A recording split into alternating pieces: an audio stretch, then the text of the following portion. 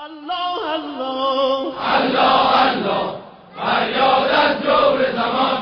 Allah, Allah, فریادت اهرمنان. در گمراهی سرگردان مانده بشر. پیر و نقشات ایمان از فتنه و شر. باید روزگار. Okay, I got your question. Thank you, may Allah bless you. Okay, call me for help, I'll answer you. That doesn't mean you cannot call anybody else. Okay, if you were not allowed to call anyone else for help in life, life would become impossible on earth. If you are not allowed to call anyone else other than Allah for help, then it'll be a tough life. Because we all know we need help all the time from other people other than Allah. Right? So that call, if Allah says in the Quran, call me, I'll help you, it doesn't mean you cannot call other people. Right? Now, with regard to the wasiyah of Amir al-Mu'mineen alayhi salam to Imam Hassan al-Mujtaba alayhi salam, a dying father's wasiyah to a young son. There is no such thing there in that hadith that you cannot call anyone other than Allah. There's no such thing in that hadith. So, and then we do not, and then also the assertion that Nahj al-Balagha is the most authentic book after Quran before Shia, that's not true either. But even that wasiyah shows that phrase whereby Amir al-Mu'mineen alayhi salam said that you cannot call anyone other than Allah.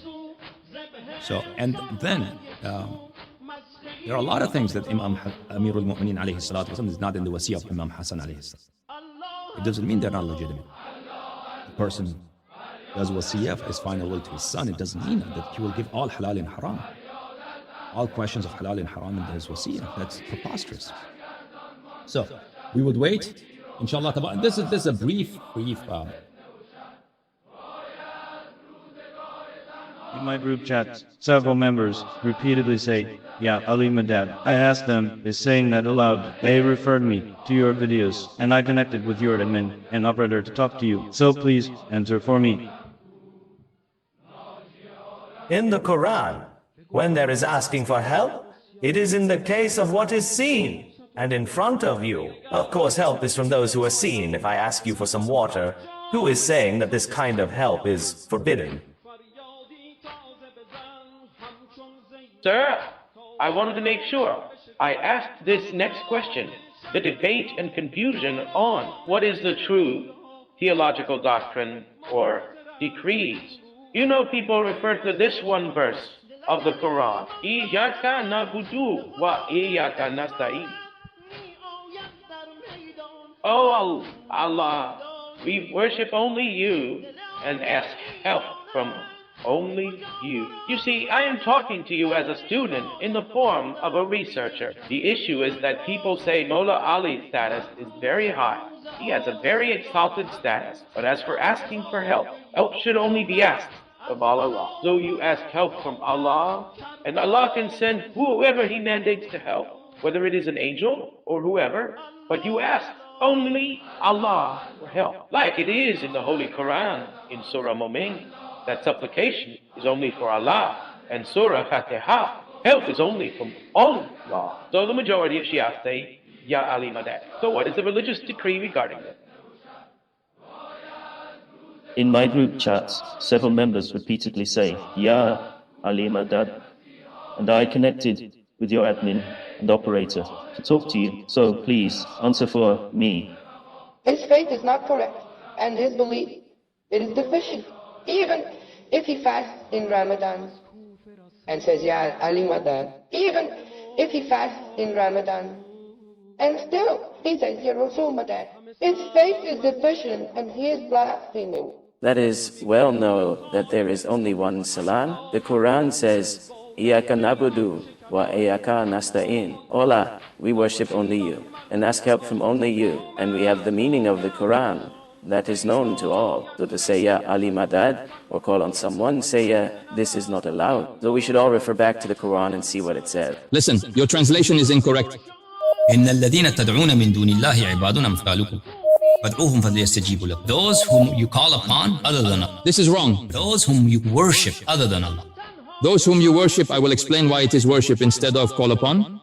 They themselves are servants, are dependents. Call on them, let them answer you. إن الذين تدعون من دون الله عباد أمثالكم. The correct translation is, those whom you worship. My dear audience, please pay attention. This is Surah Araf of the Quran, ayat number 194.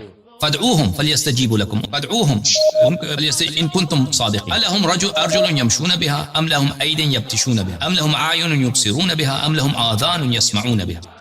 Do they have legs? The legs which they can walk upon? Do they have hands? Hands with which they do work? Do they have eyes? The eyes that they can see with? Do they have ears with which they can hear with? Okay?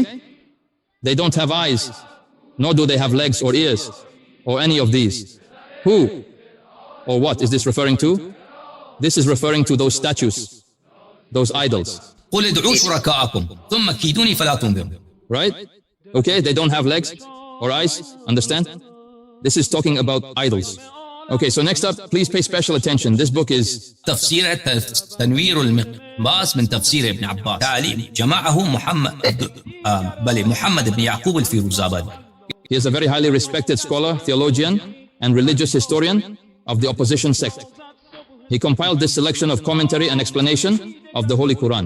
The version of the book was published in 1992, and the original compiler was around 600 to 700 years ago, not in this day and age.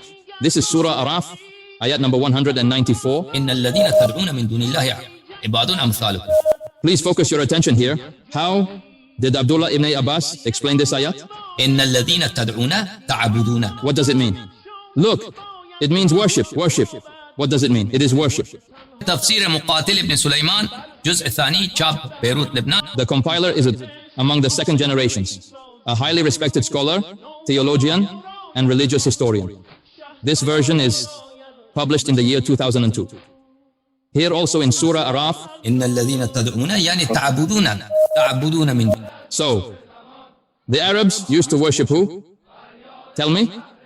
Correct. Idols. This is talking about worship. So, the word can be used in two ways. One is to call upon, the other is worship. It is not saying call upon, it means worship. This book is تفسير الطبري جامع البيان عن تأويل آية القرآن الكريم جزء 13. Please focus your attention. Surah Araf, page number 331. إن الذين تدعون من دون الله عباد أمثالكم. Ibn Jari states, إن الذين تدعون أيها المشركون آلهة من دون الله وتعبدونها شركا من. Those whom you worship instead of Allah, in the place of Allah who you worship. I want to show just a couple of more commentaries. تفسير السمرقندي تفسير بحر العلوم المجلد الأول شاب دار الكتب العلميات Published in 1993. سورة أعراف آية نمبر 194. إن الذين تدعون. The commentaries on the next page. إن الذين تدعون يعني تعبدون Right? Understand? This ayat doesn't mean whom you call upon. It is clearly stating those whom you worship.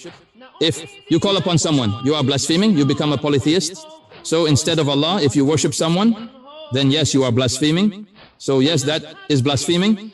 So if you call upon someone for help, you are not blaspheming. So now the word dua has two meanings. Here, let me show you here. For example, here, سورة مباركة بقرة أعوذ بالله من الشيطان الرجيم أولئك يدعون إلى النار. Whoever are polytheists, what do? They call upon you, they invite you towards eternal hellfire. والله يدعو إلى الجنة. And Allah calls you towards eternal paradise. والمغفرة. Towards forgiveness. ولتكن منكم أمة يدعون إلى الخير. There are those among you that call people towards good, invite them, call on them to good. So this one meaning, Surah Nuh. سورة مباركة نوح قال رب إني دعوت قومي ليلا ونهارا فلم يزدهم دعائي إلا فرارا وإني كلما دعوتهم لتغفر لهم جعلوا أصابعهم في آذانهم واستغشوا ثيابهم وأصروا واستكبروا استكبارا. Okay. So I called on my nation day and night, meaning I invited them. فلم يزدهم دعائي. So running from me is the compense I received. Okay. This book is شرح الدعاء تأليف الشيخ سعيد بن علي بن وهف القحطاني. Published in 2011 in Kuwait. This is a Wahhabi book. ويأتي الدعاء باللغة بعدة معاني.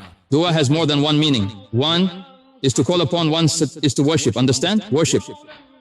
So now my brother, dua means this book is تهذيب اللغة لمحمد بن أحمد الأزهري دار المسيا للتأليف والترجمة جزء نمبر 2. Please pay special attention and focus on the section on dua. نوع الاستغاثة. Dua can mean to call upon or invocate. والدعاء قد يكون بعبادة. or dua can mean to worship. إن الذين تدعون من دون الله عباد أمثالكم. Okay, understand? So dua can mean to call upon, it can mean to worship, or it means to invocate. إن الذين تدعون من دون الله عباد أمثالكم أي الذي تعبدون من دون الله. Whoever you worship, so my dear listeners, if you worship another than Allah, worship other than Allah, that is blasphemy, polytheism. But calling someone, like in our daily prayers, we say, السلام عليك أيها النبي ورحمة الله وبركاته. السلام عليك أيها النبي. This ayah is equivalent to ya. This is to call upon, it means to call upon, to address. This is an invocation. This is not primarily worship, this is not blasphemy. So calling upon someone is not blasphemy, nor is it polytheism. But if you worship that person, then that is blaspheming.